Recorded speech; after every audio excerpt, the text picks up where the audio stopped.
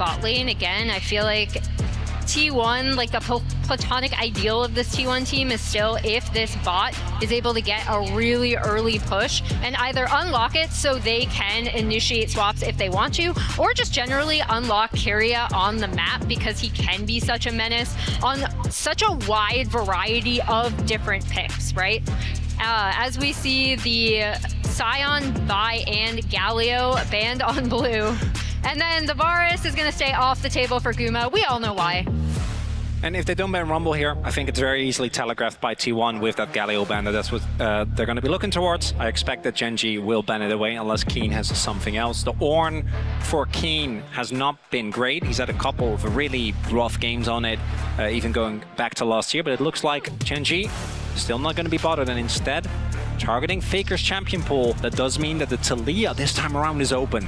Yeah, the Taliyah is up, and then I fully expect GenG to potentially take that Rumble away, right? Because that is also still up in this draft for Keen. It does mean that they basically have to pick Xin Zhao here, right? So I think Rumble 100%. Xin Zhao is the big opener. Giving over both Taliyah and Xin Zhao when it's both one of Owner's best champions plus an incredible 100%. Can't do that. Yeah, you absolutely can. Owner is, I think, the best Xin Zhao in the entire world. Giving him that just gives him license to basically do whatever he wants in the game, whenever he wants. So we'll see if we end up getting that through from Canyon, because otherwise, yeah, that could spell a really nice early rotation for T1. The question is, they know it, we know it. Xin is the pick. If they don't pick it here, Owner will pick it. Is there something that Canyon wants to counter pick with? I don't think such a thing is... Okay. Double solo lanes. We have the Ryze, we have the Rumble. The short range Ryze, we know how impactful the champion could be overall. We've got Rumble, one of the strongest top laners on the patch, but it means giving Owner that Xin. And you talked about it, right? The way that the platonic ideal of this T1 team is when they get going early, and such a big part of that is aggressive picks like the Lucian or aggressive junglers like the Xin Zhao. Yeah, also Lucian's something that they do not want to give over to Ruler specifically, but yeah, we have the Lucian Braum coming in. And we'll see if GenG do decide to round their comp off with, or their first three picks with the Xin Zhao, or if they want to. Yeah, I was looking Canyon towards the Skarner. Maybe that's also why they didn't. Canyon has been super consistent on the Skarner. Also one of the few champions that I think recently has been able to actually have early game impact on. Obviously with something like Wukong, you're not really expecting that, but he has really stepped it up in terms of early effectiveness, and it specifically with the Rumble makes for some disgusting team fights. If you look at T1, they're all short range. If you're ever in range of an Impale, you are getting toasted. Yeah, I was going to say, I'm glad you brought up the early pressure, but it's also these team fights. So many clutch GenG team fight moments actually have been from Canyon being able to get some insane suppresses off onto the team, and then the Rumble ult coming on top, the Ryze able to join whenever. Now we see the Xin taken off the board. Makes perfect sense, and you highlight it, right? I think a lot of people look at this matchup recently, they know that GenG is the expected favorite, they see all the co-streamers, pretty much everyone put GenG at the top of the list, but we look back to the last time they played, that game one. It came down to GenG being clutch. It wasn't just total dominance. Game two, of course, was, but it's something that's important to remember is that players on the side of GenG can be clutch, and now we're seeing a lot of these picks limited. Bot lane, going to be who suffers on the side of GenG. Jungle, of course, going to see two bans taken away there, the Xin and the Trundle. Wonder what the GenG bot lane is going to go towards. GenG have been picking with this exact pattern now. The Nico, one of the stronger picks, of course, taken away from Duro. There's a decent amount of engage. You can still run into Braum. You just kind of have to accept it in lane. You can't do too much. But thus far, the GenG comp doesn't have too much hard CC outside of just that Skarner. Unless, obviously, Chovy is able to get on top of someone. The Alistar is also going to get taken off the board. What does GenG want to go towards here, and what are the counter picks going to be? I'm leaning towards an Ornn for Doran here. That has been one of the more consistent counter picks into this Rumble. And what is Owner going to go towards? I think one of the big things we have to look at with the culling, with the Taliyah, pretty effective range advantage outside of that equalizer. Can keep these champions at arm's reach. So how did GenG shake that up? Skarner, one tool, but a bit telegraphed in his engages without a flash. Now, pairing it with that much more aggressive hard engage options in the Rel. But of course, into the Braum, it can be tricky. Yeah, and they're going to wait to see what T1 end up locking in before they pick Ruler and a bot lane for him to go up against this super strong Lucian. Ooh. taking their time. And it's interesting because you mentioned how important the bot lane was for T1, and it seems like Gen G respect that because they're consistently giving counterpick to Ruler for the second game in a row. Not something I'm really used to seeing in the context of this meta, but Mao, it looks like your dreams will be answered there, as we now have an insane wombo combo front-to-back dream from the side of T1. The Ornn and Braum together, the Jarvan to really kick things off. And this would be obviously comfort for Ruler going way back. I think this is a lot more within the current meta. As long as you get an AD carry that has a way out of a Cataclysm and out of an Ornn, that's really all you're looking for, right? Even being able to not have to deal with the culling is a big win for Ruler here.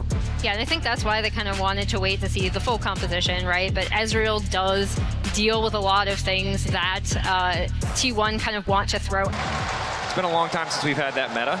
Let's see if the level 1 has any blood for us. Looking at the rune setups, we have Keen with the first strike, which is not something we've seen more recently, but into Ornn I do think makes a ton of sense because you are looking at a matchup where you're not really going to be threatened too much. Gumayushi going for the PTA, not the electrocute as we have seen before in this tournament. Keria obviously is a spellbook man. Well, I have just been told that Lore is standing by with Kadril. So you've heard from us. Let's hear what Mark has to say about this particular matchup. I am indeed with the Rat King here once again. Kadril, tell me about the atmosphere here at MSI. T1 versus any team is always different. How has it been so far? The crowd is crazy. The noise is insane.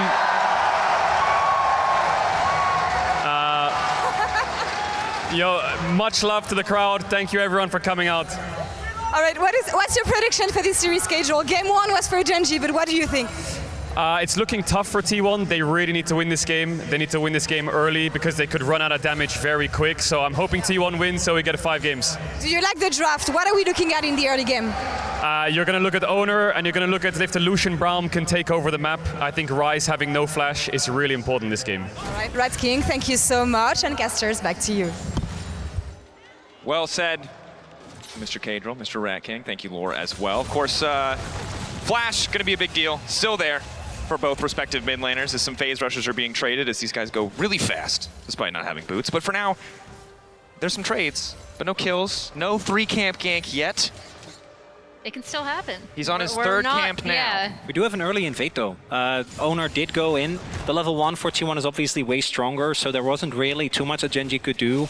I am not sure when it comes to the pings, whether they spotted this. Based on Canyon's pathing, I'm gonna say maybe not. We'll be able to pick up his chickens, but his red buff and his Krugs are already gone. Yeah, he definitely doesn't know. So nice little sneak away here from Owner. Gonna be able to build up a pretty substantial CS lead.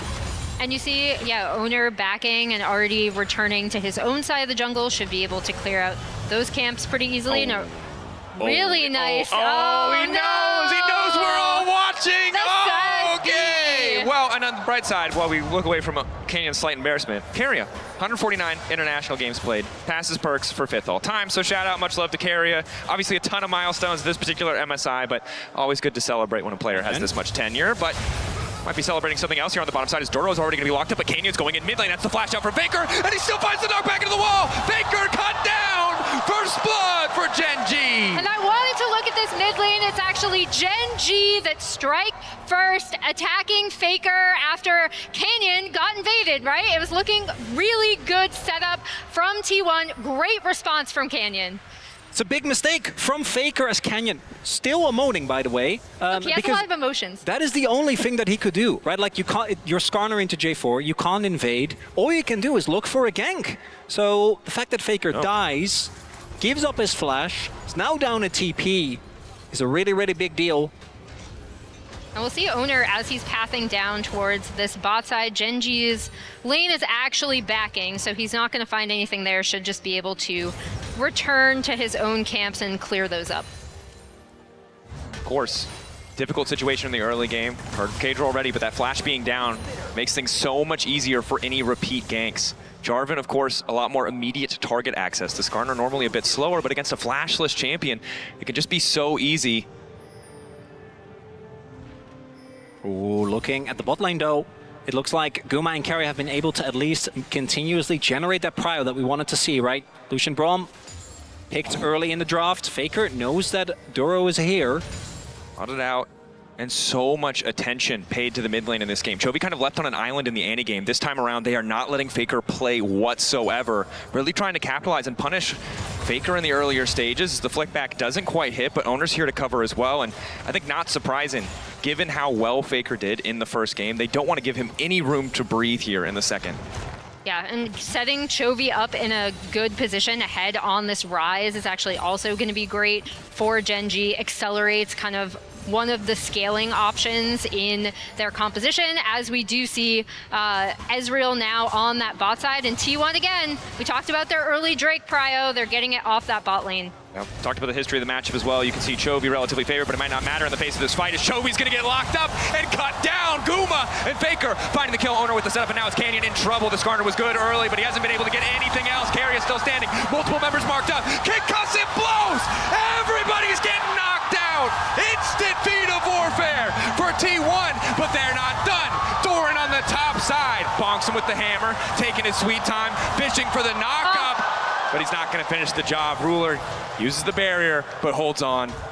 I'm pretty sure T1 kept that Drake damage the entire time during that fight as well. Massive value from that Braum coming out from Keria, able to deal with anything Gen.G threw at them. That's the explosiveness of T1. Many team has fallen towards, and you can see Owner stays hidden here, but the flash flag and drag, you should know that he's in the area. Chovy doesn't really have that much damage, and then Canyon is a level 4 Skarner just amongst all these people. Not too much that he can do, and Gen.G, I think, maybe bolstered a little bit too much by that early gank. Try and go for a hard contest against this comp, and Lucian Braum popping off early. Yeah, and Keen was also, even though he does get the equalizer down, he wasn't exactly in a position to kind of come in and really start roasting people as you'd want from an early rumble. Canyon, nice sidestep. May try to go through the wall here, but Keen is on the way down, so he might be happier about this fight than expected. Canyon not feeling the beat at all as Keen manages to find the kill onto Faker. Canyon still manages to get out. The flash over the wall. They're absolutely bamboozled. Canyon needs a little bit more shielding. Duro! Are you kidding me? The slimmest margins. Canyon shouldn't be alive, and he's still going. Q forward, Shattering Strike, buying a bit more time. Oh, the Flame Spitter, it just keeps coming. Canyon lives! It's a jungle Canyon! As Gen.G fight back in this fight. T1 thought that after the great start early on, Canyon overextended. Little did they know, it was all an elaborate trap as the sidesteps early on dodges the damage. And the big thing is, Keen is here, and then Chovy, shout out to him, right? Like, he does his jungler a solid. Canyon able to flash out, survive this entire thing, and then Duro coming in, locking down Owner, and then they're immediately on to Keria. And what a bounce back. The previous fight was a disaster. They managed to hold on in that one. And one of the big criticisms levied against Gen.G, the reason why people might be skeptical. Jungle and support working together, not always on point, but there, Duro showing up just in the nick of time to save his jungler, to find that extra kill, and it's Gen.G right back in the driver's seat. And right there, you see as well, Helper, excited about literally every play. Coach Kim, he's watching, he's taking notes. Good cop, bad cop, you know? I gotta make sure, you know, it can't just let T1 get away with it, and Helper, we have seen even in backstage, really big for the Gen.G mentor, and really every single clip. That's just how he is, even at Low Park. Yeah, you see Gen.G has a slight gold lead, but off of the reset. T1 actually were able to clean up those grubs, which is going to be really good for them. And they're actually only one objective away from claiming feats outright. Would be an excellent boon to have at this point in the game. It has been neck and neck, only about a 900 gold lead, 800 now for Gen.G. Both sides would really love to complete that first item, because I think while we talked about damage potentially running out, we heard it from Kajal earlier, right now neither side really has enough sustained damage outside of the Rumble to win out in these fights, although Canyon getting picked off, manages to snag 2, and Ruler's here. Free firing is the Ezreal. Guma unfazed. Keria now retreating, likely just to fall here. They'll get 1. Ruler happy to have the kill.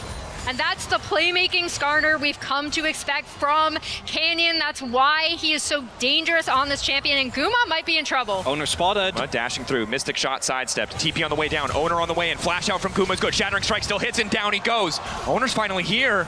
but it's too late. Faker just tells him to back off. There's no play left. And that is a TP invested by Faker. That is Guma's flash now down. And that's the second game in a row where it feels like Gen G is just straight up running away with this early game. And I think credit to Canyon, right? When we talk about Gen G, we mentioned platonic ideals already. Gen G are that precise team, right? But when it's time to step on the gas, when they know they have an advantage, when they need to push it, when he needs to find a gank, Gen G can still do it. They find those plays on the bottom side, and T1 are the ones left wondering what the hell is happening.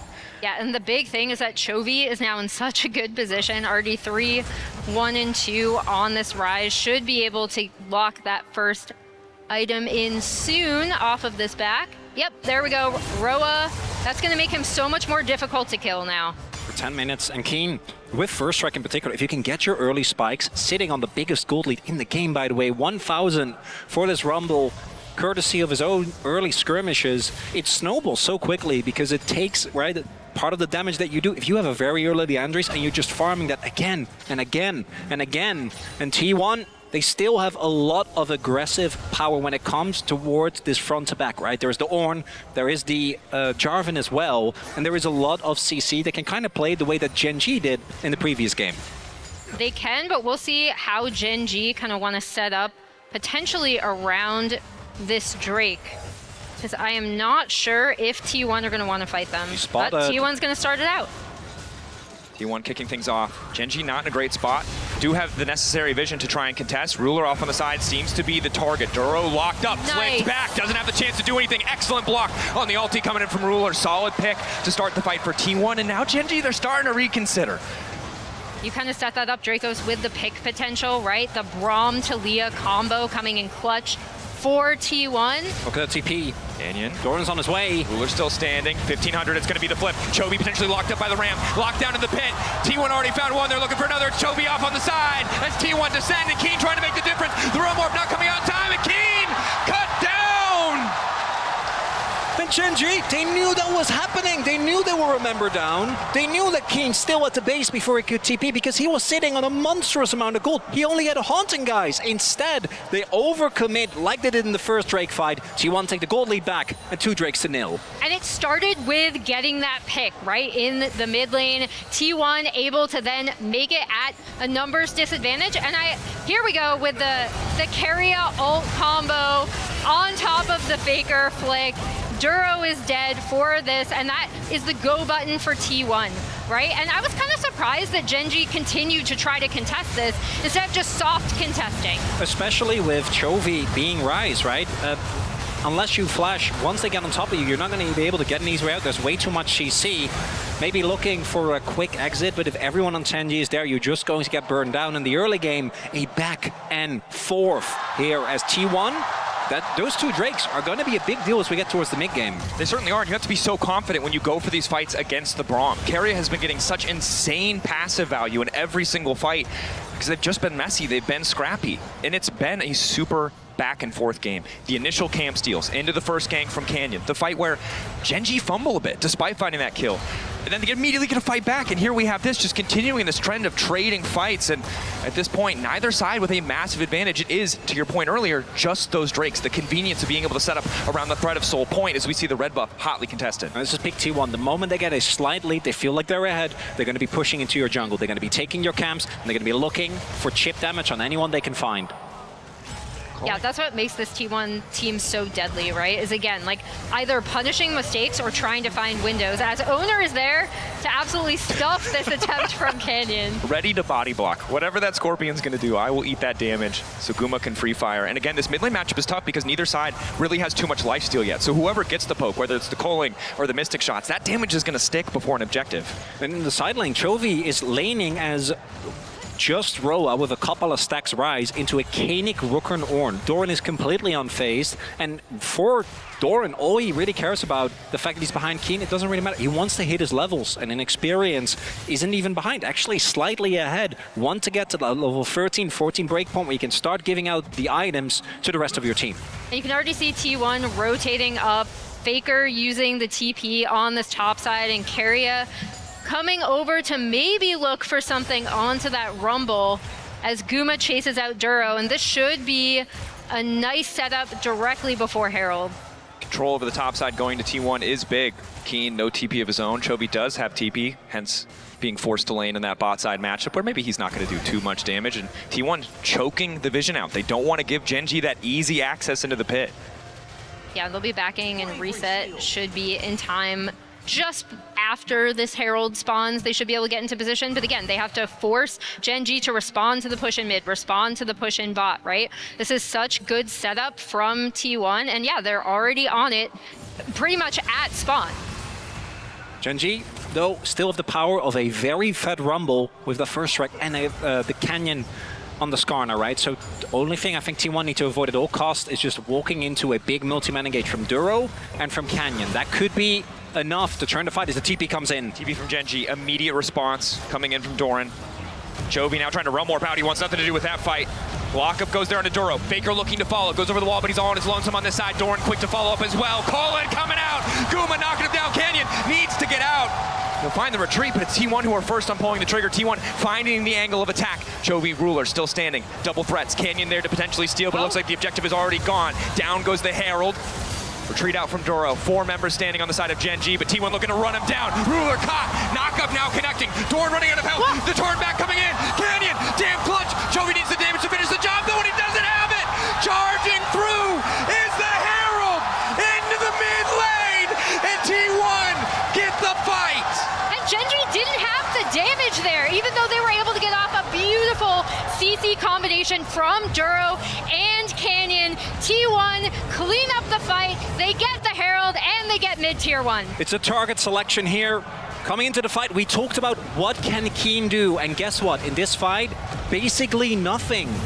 Thanks to the engage from Doran with the flash ult into knockup, saves that fight. If Keen gets even a little bit of damage from the equalizer, if you look at how close that fight ended up being, could have been the turning point. He is so insanely strong, but instead what happens is he gets blown up, and then even though the GenG front line does a good job of layering the CC, softening up the targets, softening up for who and for what? Because they don't have the damage to cut through these health bars. And we talked about heroic ultis from Canyon, and this was one of them, but they're not at the point in the game where Chovy can bear that damage burden alone.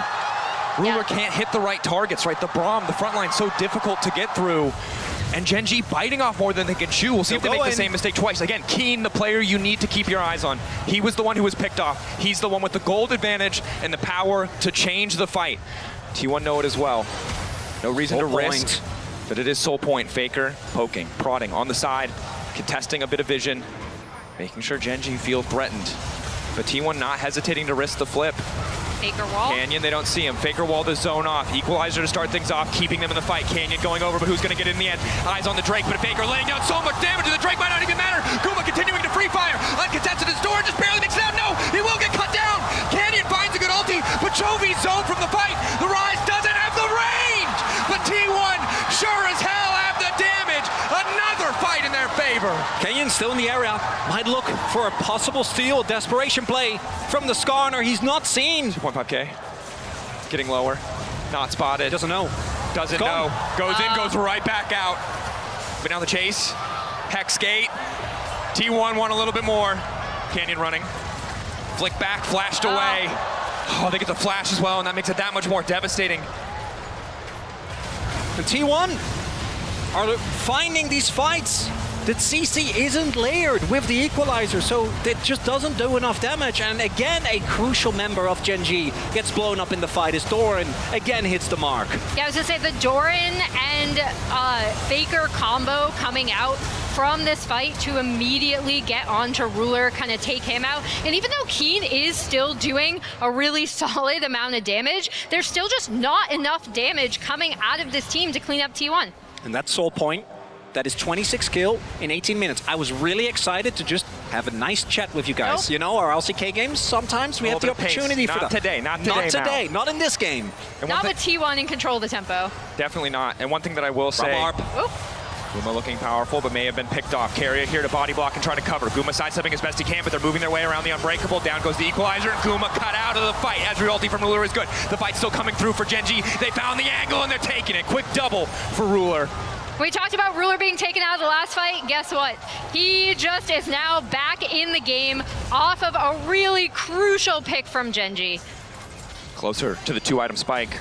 both Chovy and Ruler. Tier's fully stacked. Once they get that, it's going to be a nice influx of power for the coming fight. We're still far away from Baron. It's a breakneck speed. You highlighted it beautifully, Mao, but Baron not on the table. Otacon 20 seconds away, though, may be the angle of attack for Gen G.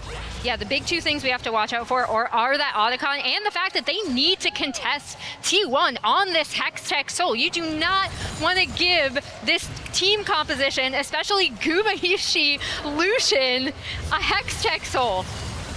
As stroke of irony, as it's Guma that kind of gets caught in a spot where Ruler often has been found. Really good immediate collapse, and you see T1 try and maybe salvage the fight, but the moment the Doran also gets slammed into the wall, decide the better of it is Ruler knows that they are not out of this game yet as Otacon has been started up. Doran trying to get in, ready to blow the horn if he has to. Owner, it's so hard to deny him access to the pit. Doran getting chunked out, still 5K, they can't really afford it. Instead, they're turning. Gen G collapsing on the flanker of Doran, but here comes Faker laying down the wall. All D leverage. Only one member gonna get knocked out. They want to burn through Chovy. 4K on the objective. They're not gonna be able to finish it, but now the fight breaking out. Karria trying to find the angle. Gumayushi throwing down the calling, and all of Gen G is starting to fall. Chovy and Keen on the run. They can burn whoever they want, but it's not enough to take the fight. Doran unfazed. Karria stepping up. Faker to follow through and bring it home. 7K on the Otacon, but it belongs to T1. The T1 not going to let a single pick stop them from doing what they love, which is fist fighting to the death. As the crowd goes crazy, Otacon goes the way of T1, and the odds of this series going to 1-1 are looking good right now. And the crowd deafening, there's no way, there's no amount of white noise in the world that can stop Gen G from hearing it. The sixth man for this T1 lineup. And again, the perfect world for Keen. You can see it. The 2K individual gold lead, but without him in a fight, it is a 6K relative deficit for Gen G, and that's devastating. It's devastating, and I actually thought Faker, being able to separate with the wall was kind of the setup for that fight, right? Because Gen G were kind of stymied and kind of caught with like, okay, where do we go? Who do we want to jump onto? And now T1 in very solid control of this game. And what happened there as well is that they tried to look for Doran, but I think he took a pathing. You could see Canyon going towards upper part of the brush, expecting Doran to walk back to his team, but he just walked down instead, and that means they couldn't get the pick onto Doran, which means that Canyon was overextended. And I think Gen G with a desperation play there, and now again the gold lead already rough, but T1 have 3 Drakes, and you cannot again. Of all Drakes, I think Hextech Soul is the most unplayable. There's just no way you get to play the game from any point onwards because the slow is so debilitating. They also have the ornaments, and the one lead that Gen G had, the flowers, now mitigated as well. Definitely are. The big thing, not a third completed item here for Guma or Faker yet, but they're on the way. So a brief window, or at least in terms of completed items, Gen G are close, but this fight is going to be incredibly difficult. You can see they don't have control over mid. The range of the Ezreal, the ulti, not enough to give them that mid lane push in the face of Guma, who has that extra PF sword, that extra pickaxe. And you see how T1 have done such a good job, right? We have this, we have the Ornn already TPing bot, and they've already pushed into this bot side jungle. It's a perfect setup to really put Gen G in an advantageous position where they have to check into Fog. Again, it has to be a wombo combo. It has to be a combination of Canyon and Keen, maybe Duro finding multi-man ultimates if Gen G want to salvage his fight. Ulti from Ruler only connecting onto Karria. Off on the side, it's Keen! Caught off once again! He buys an extra second, but it just does not matter. Down goes the Rumble, the equalizer decent, but the follow-up is just not there. Karria body blocking, keeping Chovy out of the fight single-handedly. He's gonna be able to realm warp to safety, but Canyon with the pullback, can it be the face that turns? Faker stunned, not able to find the fall, but the flick back onto Chovy, it's good! T1! Find the angles, find the fight, find the pick, and just keep the ball rolling. Gen G shell-shocked. As T1 break into the mid lane. It's a layered engage from T1. 1 into 2 into 3. Doran followed up by Faker, followed up by Owner, followed up by Karria. And T1 gonna get Hextech Soul and stamp out the remaining hopes, I think, of Gen G in this game too. Yeah, they're in such a good position. And that was such a beautiful Drake setup. Gen G had no choice but to contest, especially after what I thought could have been a very early wall from Faker, and a bit costly, ended up corralling Gen G into a point where immediately T1 is going to jump onto Keen as he comes around here. He is taken out of the fight so early, and that's crucial because he's still so much of Gen G's damage. And while this is the priceless moment of the game, the cost for Gen G making that misstep for Keen, again, getting caught out is Hextech.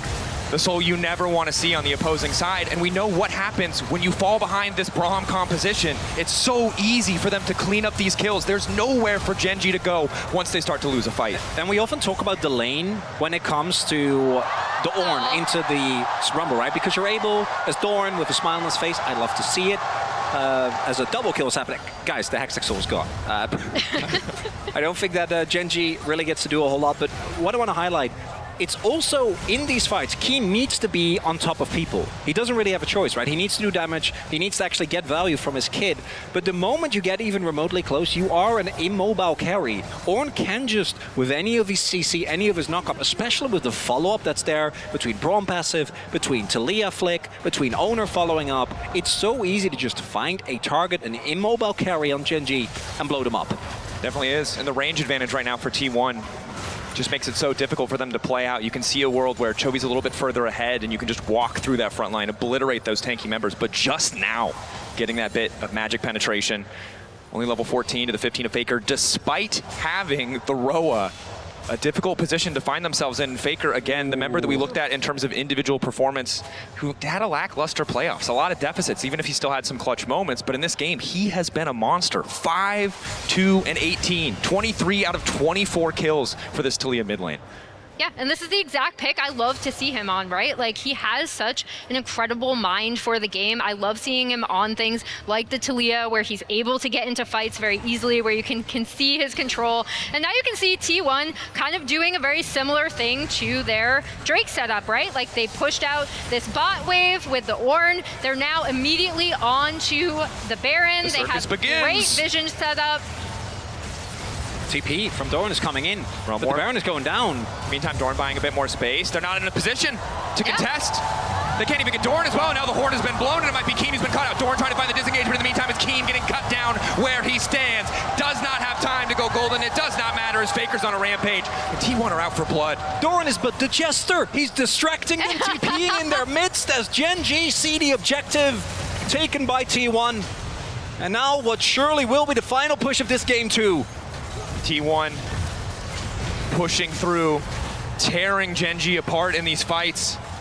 Gen G had that first kill, but kept giving these angles back to T1. Owner getting aggressive onto Chovy. Chovy no way out, Carrier ready to follow up. He has to go back under the tier 3 tower. Good sidestep keeps him standing. T1 maybe Faker's forced here. back for a moment, but as you highlight, Emily, Faker is here. And the Hextech Soul, that poke only continuing to add up. Ruler trying to get some push, but Carrier ready. Uses the unbreakable. Gen G. The damage is T1. Lock up there, flick back onto Canyon, manages to find a few members, but again, Gen G running, sent packing. Gen G, when they had the lead, they choked T1 out, but T1 backbreakers in this game as Guma finds the double, looking for a few more kills, looking to tie up the series. Gen G, whatever dominance they had domestically, it's a different story on the international stage. T1 won't go quietly, and Gen G sent packing here in game 2. I love the way we saw how both of these teams choke out their opponents as we see T1 cleaning up the Nexus, unlike Gen G, who kind of slow things